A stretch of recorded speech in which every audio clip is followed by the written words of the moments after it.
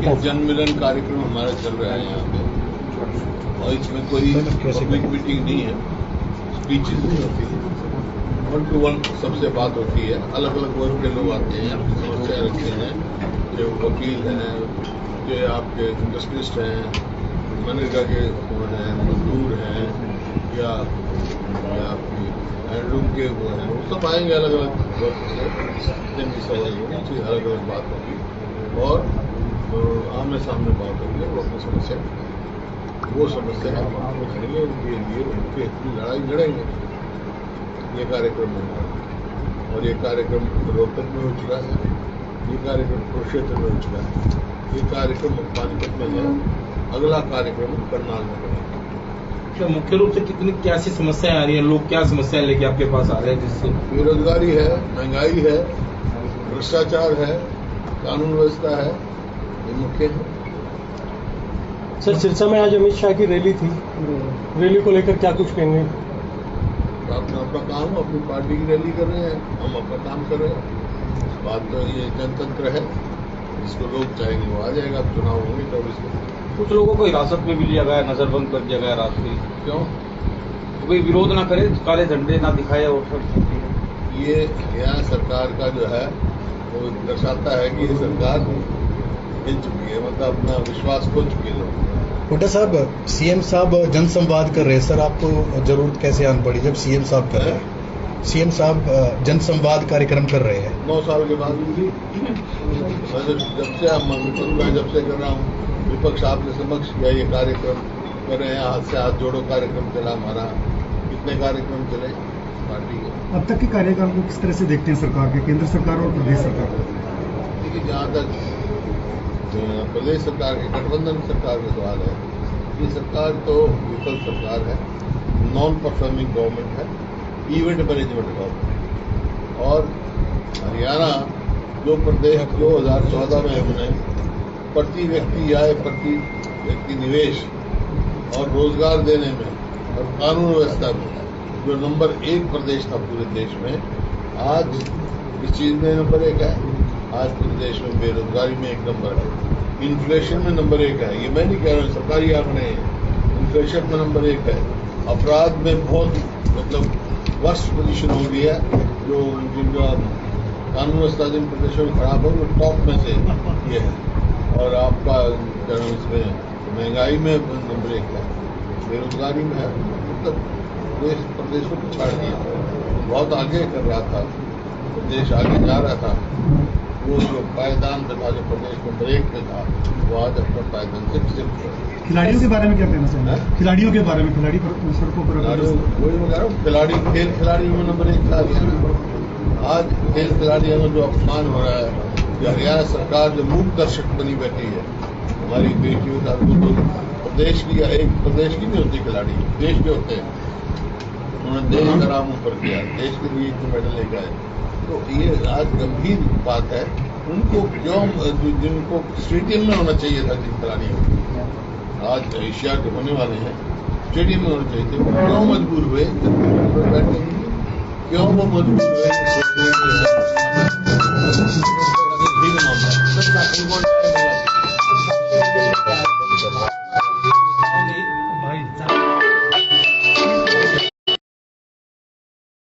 Support price है, MRP नहीं है, वो एमएसपी है।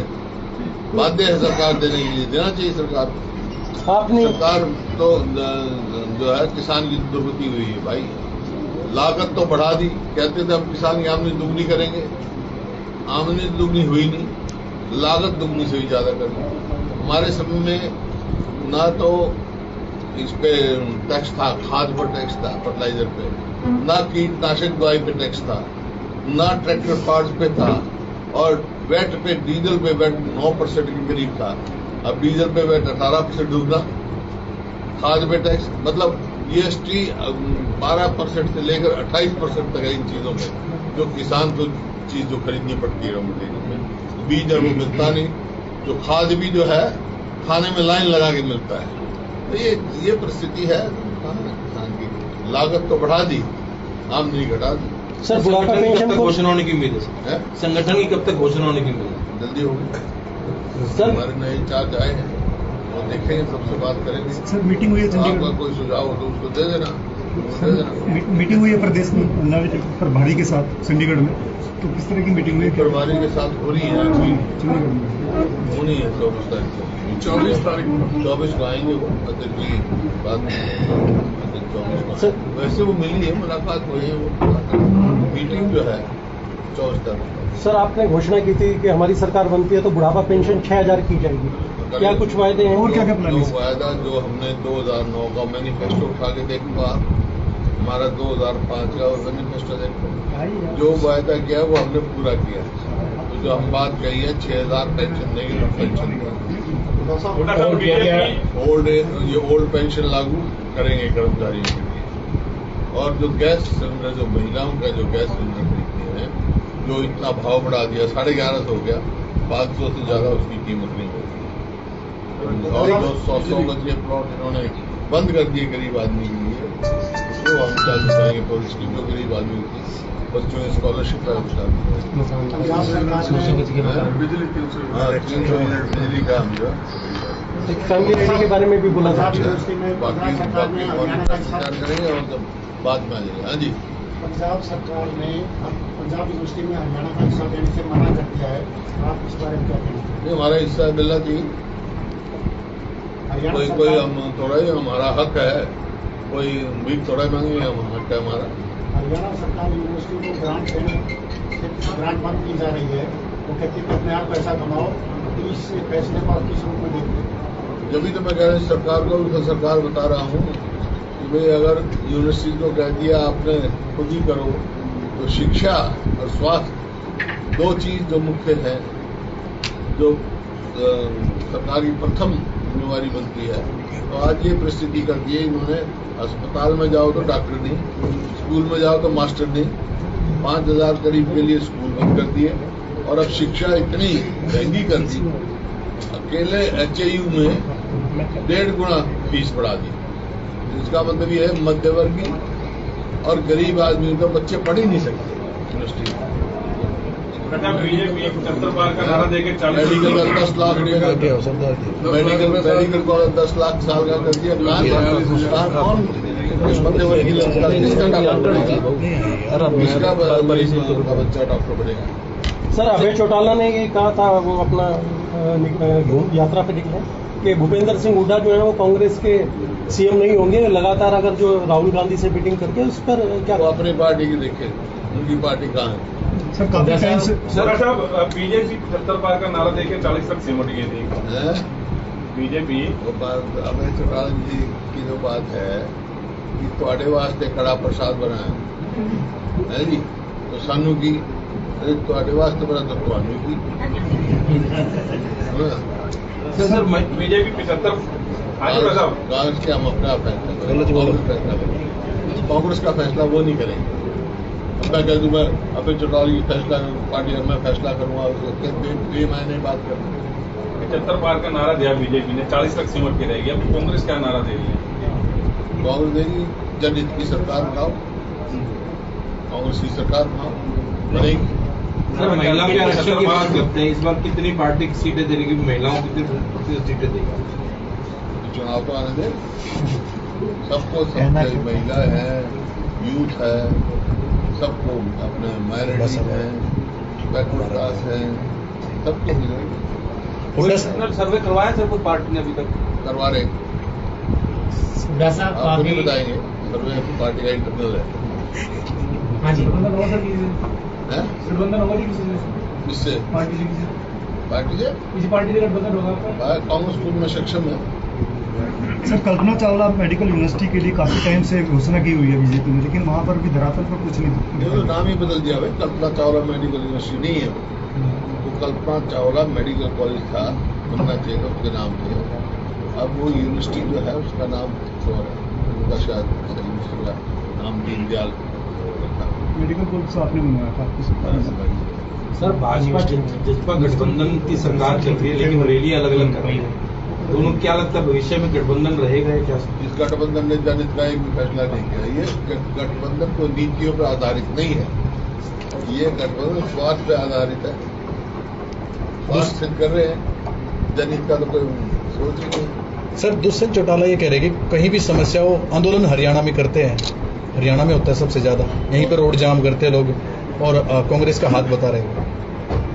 जो जन समस्या होगी जहाँ की हुई वहीं करेंगे। अगर एमएसपी नहीं मिलेगा हरियाणा में तो यहाँ के किसान करेंगे या बिहार से आके यहाँ किसान पंजाब में इससे कम मिल रहा है ना सर? तो पंजाब में भी करेंगे, पंजाब का किसान भी करेगा। ठीक है। दिल्ली चंडीगढ़ में काफी नेता कांग्रेस में शामिल हो रहे हैं, पहले भी हुए हैं, तो क्या सर कोई बड़ा एमएलए जेजेपी बीजेपी का भी है लाइन में? आज भी होंगे और कल भी होंगे निरंतर, क्योंकि लोग जो है मन बना चुके हैं कि 2024 में हरियाणा में कांग्रेस की सरकार बनने जा रही है। इस वास्ते लोग कांग्रेस की तरफ आ रहे हैं। सर मध्य प्रदेश हमारा कुर्बा बढ़ रहा है, बढ़ो। कोई मौजूदा विधायक मंत्री है सर? बाकी तो किसी से मौजूदा विधायक मंत्री कोई पार्टी में शामिल होता कांग्रेस में? क्या कोई मौजूदा एमएलए दूसरी पार्टी का जो शामिल होना चाहता हूँ? चलो ये जो बातें हैं आपको बतानी जरूरी है। ठीक है सर, विधानसभा लोकसभा दोनों इकट्ठे हो सकते हैं? राजनीति में कुछ भी हो सकता है। तो आपकी पार्टी तैयार दोनों? हम तो तैयार हैं। इकट्ठे करो, इकट्ठे कर लो, अलग अलग करो, अलग अलग कर लो, दोनों चुनाव के लिए तैयार है। सर निगम के चुनाव पार्टी सिंबल पे लड़ने जा रही है, मेयर के या निगम के? निगम के लड़ते कॉर्पोरेशन के चुनाव सिंबल पे लड़ेंगे, इस बार लड़ेंगे। पहले भी फैसला है पार्टी का कि जो जहाँ तक निगम का सवाल है, कॉर्पोरेशन का सवाल है, वो सिंबल पे पानीपत में लड़े थे ना मेयर बना हुआ है। अभी निगम के पार्षद सिंबल पर है, एमसी के जो है ना पार्षद भी हम सोनीपत में पार्षद भी लड़े, पार्षद भी मेयर का भी जो है चुनाव सिंबल पे लड़ेंगे। सर मध्य प्रदेश और राजस्थान में चुनाव है, उसको लेकर क्या कुछ जिम्मेदारियां दी गई हैं आप लोगों को? उसमें कांग्रेस की सरकार बनेगी, वो बनने जा रही है मध्य प्रदेश में भी और राजस्थान में भी, छत्तीसगढ़ में भी।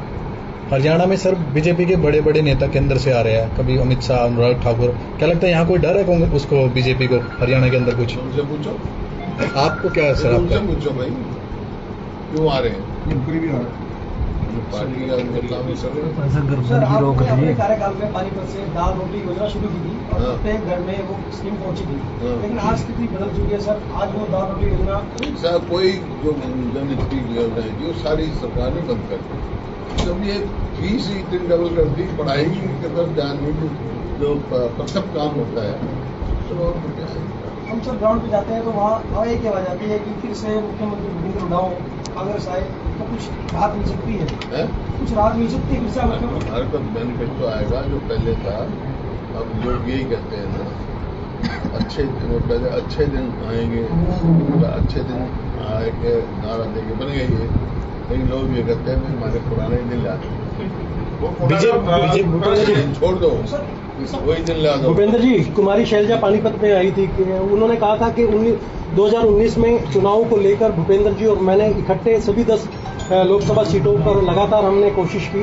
अब इस बार क्या कुछ इकट्ठे एक मंच पर दिखाई देते हैं? कांग्रेस करती है, खुद वो ये भी कहती है कांग्रेस में गुटबंदी है, सबको एक मंच पे आ जाना चाहिए, क्या मानते हैं आप भी?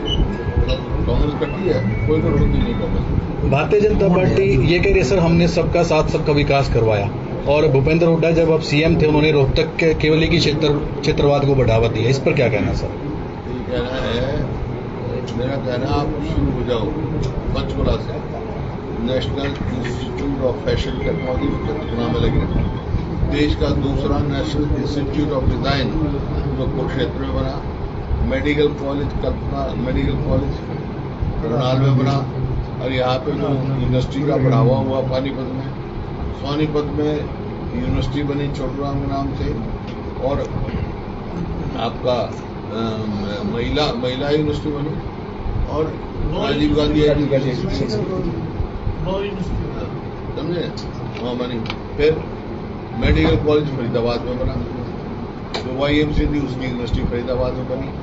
देश की पहली डिफेंस यूनिवर्सिटी की शुरुआत गुड़गांव में करी, इंदिरा गांधी के नाम से यूनिवर्सिटी रिवाड़ी में बनी, सैनिक स्कूल रिवाड़ी में बना, और क्या नाम सेंट्रल यूनिवर्सिटी महेंद्रगढ़ में बनी, जज्जर में एम्स आया, रोहतक में IIM आया, हिसार में लाला लाजपत राय के नाम से एनिमल साइंसेज की यूनिवर्सिटी बनाई, सिरसा में जो छोटी सी यूनिवर्सिटी थी चौधरी देवीलाल के नाम से, उसको राष्ट्रीय स्तर का यूनिवर्सिटी बनाई।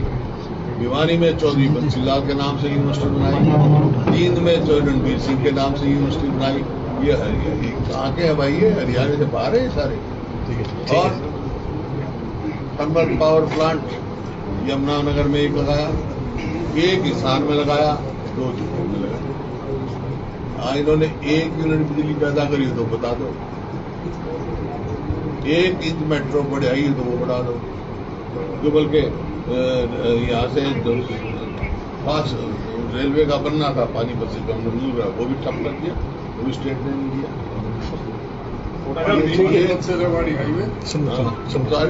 ये तो नॉन परफॉर्मिंग गवर्नमेंट है, उनके पास कुछ नहीं है।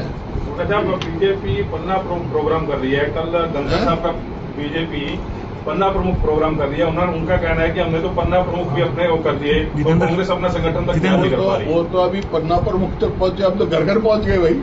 संगठन के बारे में घर घर पहुंच गए, वो तो अभी पन्ना प्रमुख पे बैठे हैं, हम तो हर घर में पहुंच गए।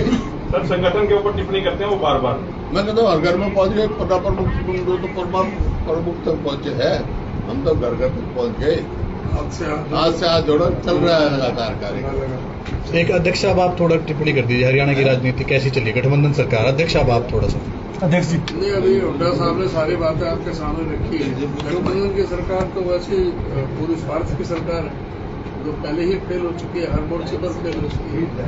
और ये कब गठबंधन टूट जाएगा ये तो कभी भी किसी समय, अभी आप देख रहे हो।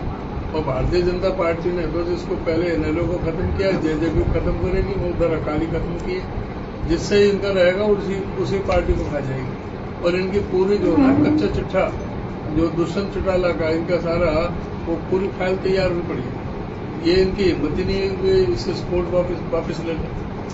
दुष्यंत चौटाला की मजबूरी है, सारे जो चाहे वो घोटाला, खान घोटाले हो, रजिस्ट्री घोटाले हुए हों, शराब घोटाले हों, सारे तो उसके महकमे में हो गए, सारे उसी की सरपरस्ती में। तो इनकी तो पूरी, आज का एमएलए राम अवतार फिल्म देखिए ना, तो उसमें है वो इनकी फाइल रखी हुई है, तो इनकी हिम्मत नहीं उनके सामने बोलने। और इसलिए ये सिर्फ बयानबाजी तक ही और वो सीमित है, और ये सपोर्ट अपने विड्रॉ कर नहीं सकते, नहीं एक भी दिन सत्ता नहीं छोड़ सकते। यानी कि गठबंधन टूटने के बाद दुष्यंत चौटाला पर कार्रवाई करवा सकती है बीजेपी। वो तो बीजेपी करेगी, इनको बख्शेगी थोड़ी। जो ना बीजेपी के पास तो पता है, वो तो ये इनकी हिम्मत ही नहीं है, पहले तो वापस ही नहीं लेंगे, सपोर्ट ही वापस नहीं लेंगे, क्योंकि इनका तो पूरा वहां पर फाइल तैयार हुई पड़ी है, मजबूरी है, ये सपोर्ट वापस नहीं लेंगे। आपने अध्यक्ष बनते ही कहा था कि कांग्रेस आ रही है, बीजेपी जा रही है, अभी वक्त काफी हो चुका है, अब किस तरह की पोजीशन देख रहे हैं आप? अब आप देख रहे हैं कि कितना जबरदस्त पानीपत में ऐतिहासिक रैली हुई राहुल जी की, और हमारा जो ये विपक्ष आपके समक्ष फरीदाबाद में हुआ, फतेहाबाद में हुआ, यमुनानगर में हुआ, अभी सोनीपत में डॉक्टर अम्बेडकर जयंती मनाई, कबीर जयंती रोहतक में मनाई। कितना जबरदस्त रिस्पांस था। सुबह 6 बजे 1 डिग्री टेम्परेचर में राजस्थान के बॉर्डर पर मेवात में रैली करके दिखाई। जिस तरह से लोग बाहर निकल के लाखों आदमी उमड़ करके आए।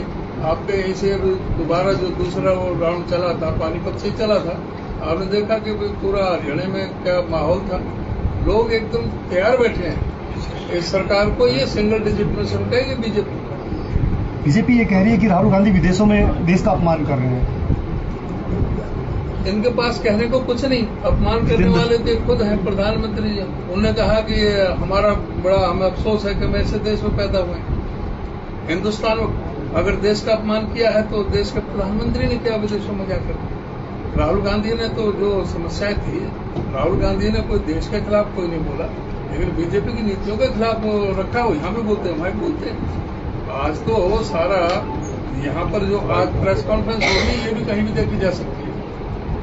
तो ये नहीं है कि जो राहुल जी ने जो यहाँ पहले भी बोलते रहे, सारे जो इनके बेनकाब करने का जो काम किया राहुल जी ने, इनके जो भ्रष्टाचार को बेनकाब किया, इनके जो संबंध थे अदानी जी से, उनको जो है लोगों के उसमें लेकर गए चर्चा के बीच में, जो देश की जो अर्थव्यवस्था को जो बिगाड़ने का काम चल रहा था उसको ही लेकर के आए। महंगाई हो, चाहे बेरोजगारी हो, चाहे सांप्रदायिक और जो जातिवाद का जिस तरह से ये नफरत का जो बाजार खोल रखा उसको लेकर के आए। आज अर्थव्यवस्था देश की कहाँ जा रही है उसको लेकर के आए। किस तरह से जो पब्लिक सेक्टर जो कांग्रेस पार्टी ने और 67 साल में जो बनाए उनको एक एक करके बेचा जा रहा है। जो नरेंद्र मोदी कहते थे कि भाई सौगंध मुझे इस धरती की मैं देश नहीं बिकने दूंगा, जल थल नभ सारे बिका हुए। आज कहाँ किस चीज को, चाहे हवाई जहाज बेचे जा रहे हैं, हवाई अड्डे बेचे जा रहे हैं, बंदरगाह बेचे जा रहे हैं, ट्रेनें और वो सारी चीज उसका सौदा हो रहा है, जो पब्लिक सेक्टर की सारी चीज का। ठीक है sir, thank you. Nehru memorial का नाम जो केंद्र सरकार ने बदला है उसके बारे में क्या कहना चाहिए? किसका जी? नेहरू मेमोरियल का नाम बदला है। ये इनका क्या नेहरू जी का नाम बदलने से नेहरू का कद कम हो जाएगा? ये तो इनका जो शर्म आनी चाहिए। इस तरह की हरकत का करते हैं नाम बदलने से। कभी कोई रेलवे स्टेशन का नाम बदलेंगे, कभी शहर का नाम बदलेंगे, कभी किसी सड़क का नाम बदलेंगे। नेहरू मेमोरियल जिसमें जो वो प्रधानमंत्री बनने के बाद 1964 तक लगातार रहे, उनके नाम से जो वहाँ पर रखा गया, ये अपनी बात को क्या करें। जो इन्होंने तो सरदार वल्लभ भाई पटेल का जो स्टेडियम था वहाँ पर अहमदाबाद में, उसको भी बदल करके नरेंद्र मोदी का नाम कर दिया। सारे प्रोग्राम आयुक्त